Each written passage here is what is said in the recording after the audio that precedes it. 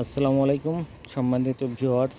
যে দেখতে পাচ্ছেন এটা একটা জে4 কাঠগোলাপের জাত। অনেক সুন্দর, কলিগুলো মাশাআল্লাহ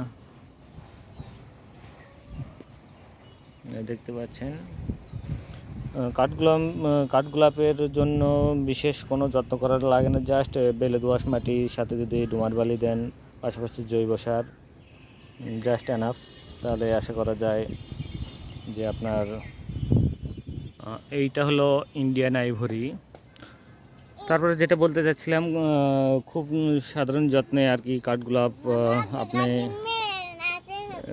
আর কি আপনি করতে পারবেন। বংশ বিস্তারের বীজ দেওয়া হয়, কাটিং দেওয়া হয় অনায়াসে। যে দেখেন এই গাছটা এখানে ঝড়ে ভেঙে গেছিলো, আমি জাস্ট ওই যে এই ডালটা পাতাগুলো ফেলে দিয়ে আমি এই মাটিতে দিয়ে ছাই রাখছিলাম, মাশাআল্লাহ হয়ে গেছে।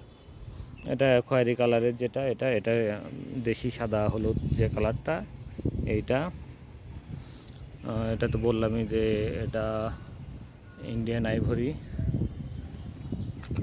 এটা হলো আপনার যদি আইডির নামটা মনে নেই, কমনই বলা চলে। অনেক অনেক দিন হলে ফুল আসছে, এখনও আছে। আর এটা রেড কালার হবে, এটাও মোটামুটি সুন্দর।